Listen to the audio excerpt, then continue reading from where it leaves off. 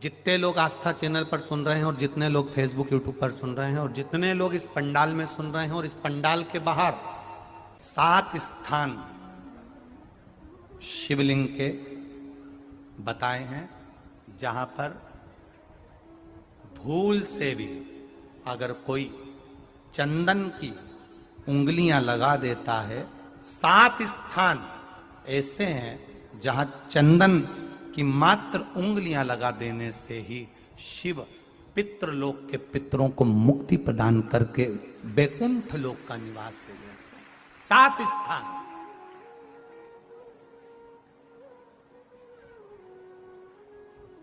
और वो 7 स्थान जो चंदन के बताए गए हैं, पहला भगवान देवाधिदेव महादेव के शिवलिंग पर चंदन का लेपन। समझ लेना जरा बहुत अच्छे से। आपको लगता है स्वप्न में कोई मुर्दे दिख रहे हैं या कोई जल रहा है या कोई मर रहा है या कोई चला गया है, ऐसा भय लगता है। बच्चों को मानी भेजूंगी ऐसा हो जाएगा, पति को मानी भेजूंगी ऐसा हो जाएगा, कोई हमारे कोई गलत तो नहीं कर रहा है, आपको लगता है। 7 स्थान चंदन के बताएं महाराज। पहला शिवलिंग, दूसरा जहां गणेश जी का स्थान है, मालूम है ना सबको? जम के बोलो जरा, मालूम है ना सबको? जहां गणेश जी का स्थान है वहां अलग से गणेश जी बैठे, वहां नहीं। शिवलिंग में जलाधारी के ठीक सामने राइट में गणेश, लेफ्ट में कार्तिकेय, बीच में अशोक सुंदरी।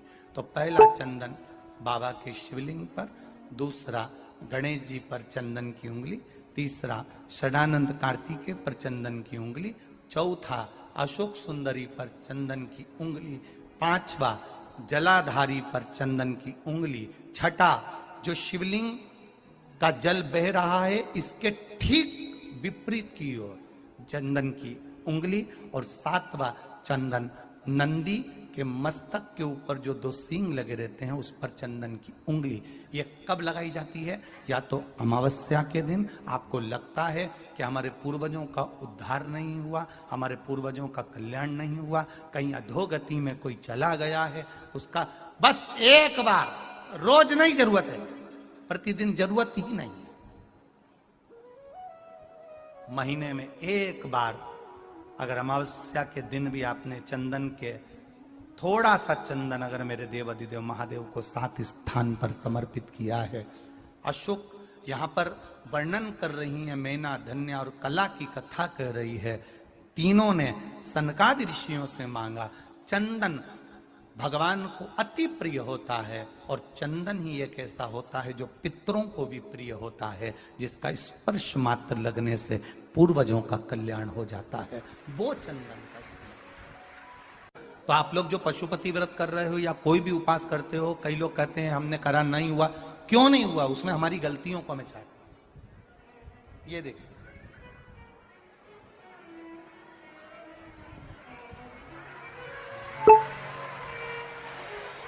अब जैसे ये शिवलिंग रखा है, आपने जल चढ़ाया, अब जल आप यहां से चढ़ा रहे हो तो धीरे धीरे धीरे धीरे चढ़ाएं जिससे छींटे बाहर ना, यहां तक छींटे रहे ना, जलाधारी तक चलेगा, बाहर ना गिरे। और एक बात का स्मरण रहे,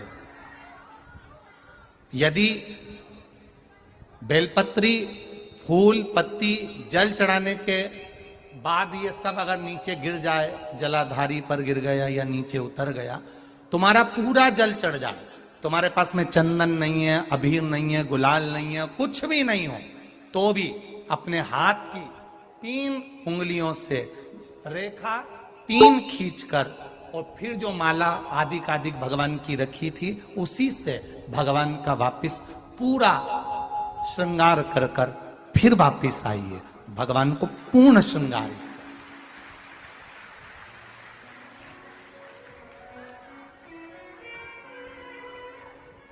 भगवान का पूर्ण श्रृंगार कर कर आइए। कई लोग जल चढ़ाने के बाद में भगवान का जो फूल पत्ती नीचे रखी रहती है, आप, हम ये नहीं कह रहे कि आप अपने घर से लेकर जाओ, आपके पास में कुछ नहीं, 1 लोटा जल चढ़ाओ, जल चढ़ाया, जो फूल पत्ती नीचे रखी हुई है उसी को उठाकर उसको रखकर उसी फूल से भगवान का खूब सुंदर श्रृंगार भगवान का कर कर फिर आइए। क्यों?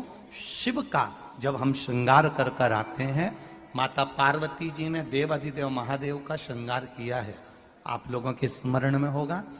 राम जी ने माता जानकी का श्रृंगार किया है। रामचरित सुनिए कथा, रामायण सुनिए आप लोगों ने, रामायण सुनी होगी तो उसमें माता बैठी हैं शिला के ऊपर और भगवान राम उनका श्रृंगार कर रहे हैं।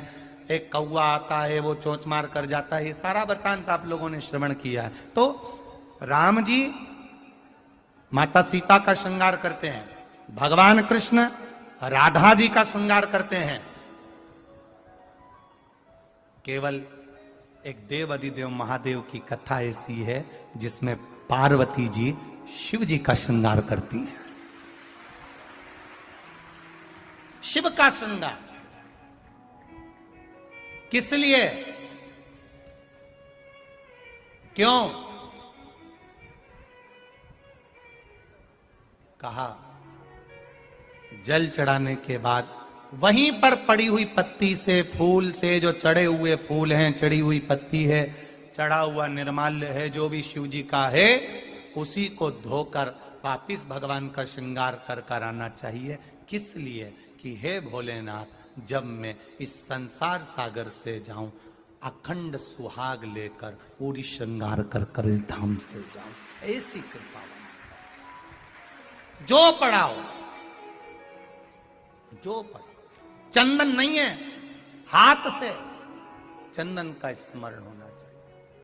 और एक विश्वास के साथ आप लोगों से कहना चाहूंगा, जितने लोग आस्था पर कथा सुन रहे हो, जितने फेसबुक यूट्यूब पर सुन रहे हो, बस जल चढ़ाने का एक नियम है शिव जी का। शंकर भगवान को जो जल चढ़ाया जाता है दुख काटने के लिए, तकलीफ काटने के लिए, कष्ट मिटाने के लिए, तो एक नियम है शंकर भगवान का जल चढ़ाने का जो नियम है। जैसे ये गौल जलाधारी है, यहां से पानी गिरता है, ये शिवलिंग है। ये दो जो भगवान का पानी जहां बहकर जाता है ये गोल में से, तो यहां जो स्थान है, ये सीधे भाग पर गणेश जी विराजमान है, लेफ्ट भाग में कार्तिकेय जी है। बीच में एक मोटी सी लाइन होती है जहां अशोक सुंदरी है।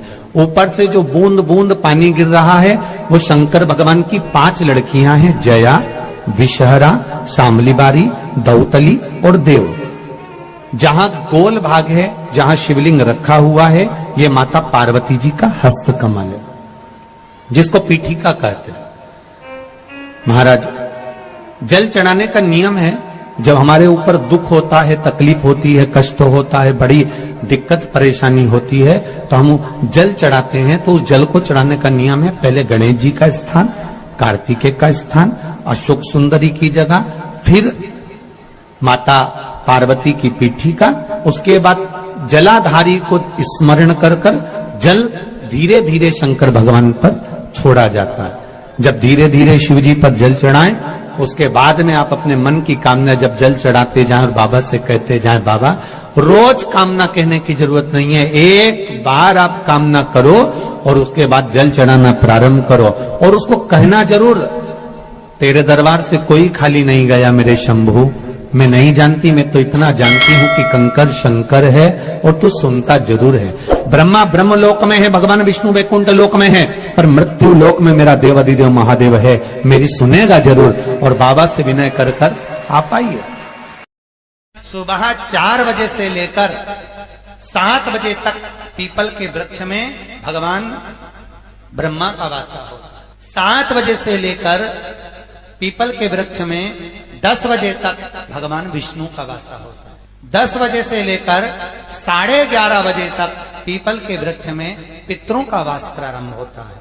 11:30 के बाद में पीपल के वृक्ष में आहूतों का वासा होता है। आहूत जानते हो, जो बच्चे गर्भ में शांत हो जाते हैं, 6 महीने के बाद शांत हो जाते हैं और कुंवारी अवस्था में मर जाते हैं, उनको आहूत कहा जाता है। फिर पीपल के वृक्ष में वासुकों का वासा चालू हो जाता है।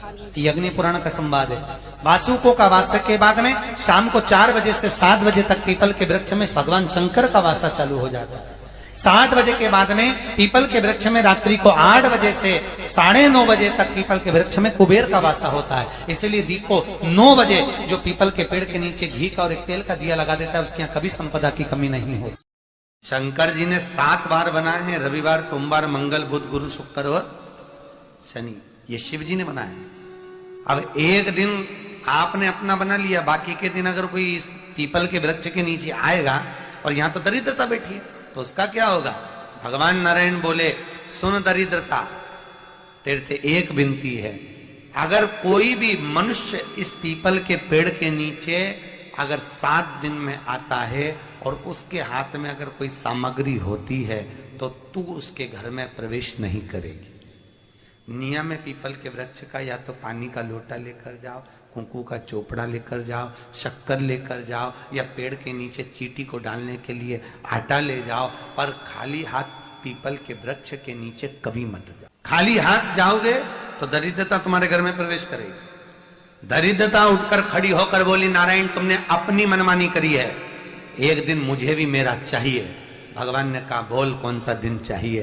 दरिद्रता कहती है, रविवार के दिन इस पीपल के वृक्ष के नीचे मैं दिन भर नृत्य करूं, इसमें रहूं, और जो यहां आए रविवार को मैं उसके घर में प्रवेश करूं। भगवान ने कहा, ठीक है।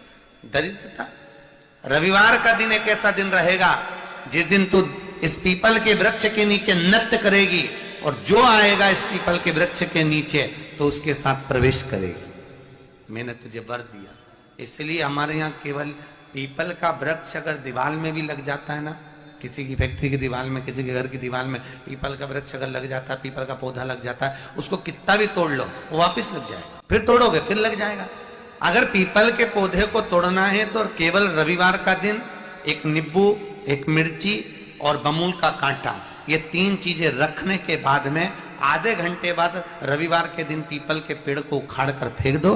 दूसरी बार कभी पीपल दीवार में लगता ही नहीं, कभी नहीं लग सकता। और अगर पीपल के वृक्ष को कहीं लगाया जाता है तो सोमवार के दिन या मंगलवार के दिन, बुधवार के दिन, इन दिनों में लगा सकते पीपल के वृक्ष कहीं लगाना।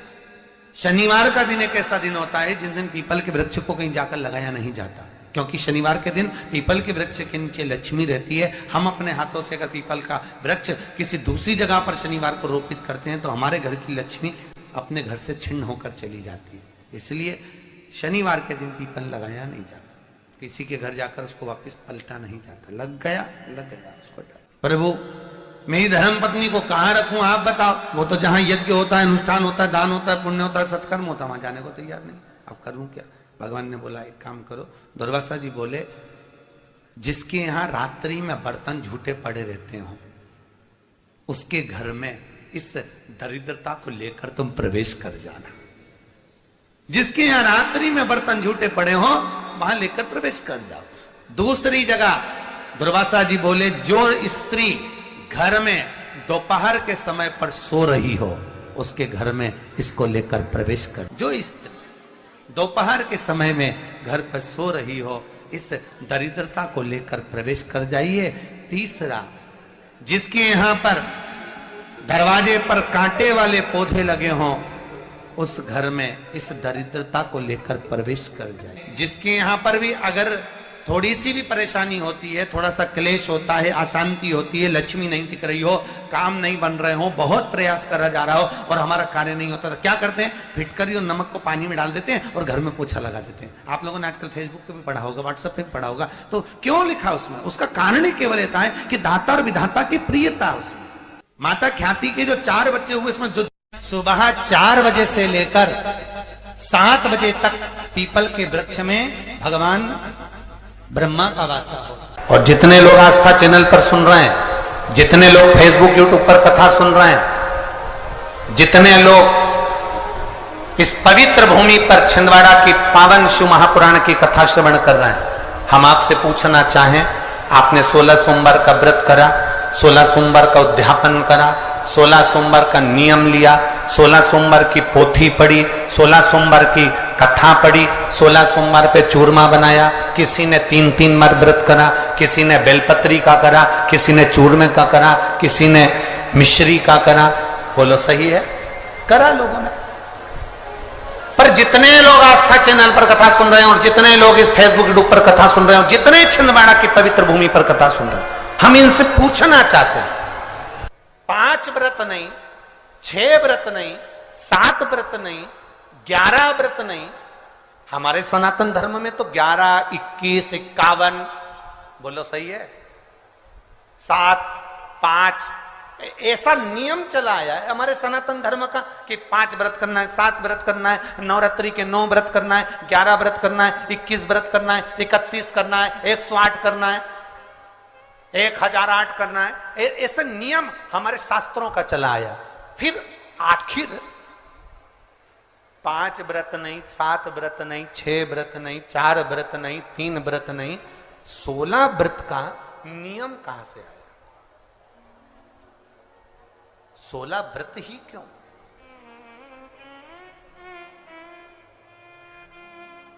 15 नहीं, 14 नहीं, 13 नहीं, 12 नहीं, 11 नहीं, कितने? 16। ये 16 व्रत का नियम कैसे? कोई आपसे पूछ सकता है, आपके घर के बच्चे कह सकते हैं, मम्मी ओ माँ क्या कर रही हो? माँ ने कहा बेटा मैंने 16 सोमवार के व्रत उठाए। 16 सोमवार के व्रत उठाए? हाँ। क्या करती है उसमें? बेटा शाम के समय जब तीसरा पहर होता है, प्रदोष काल होता है, प्रदोष का जो समय होता है, शाम का जो समय होता है, उस शाम के समय पर हम 16 सोमवार का पूजन करते हैं। शिव जी का शिवलिंग का निर्माण करना या शंकर भगवान का शिवलिंग घर में उसकी पूजन अर्चना करना, उसका निर्माण करना और पूजन करके जो भी चीज से हमने सोमवार करे हैं, जो 16 सोमवार के प्रथम सोमवार में चूरमे से करो, चाहे तुम बेलपत्री से करो, चाहे तुम मिश्री से करो, जिससे तुम पहला व्रत करोगे, 16 की 16 व्रत उसी चीज से होंगे। उसी शिवाय नमस्तुभ्यम, सब बोलिए एक बार जमकर, श्री शिवाय नमस्तुभ्यम।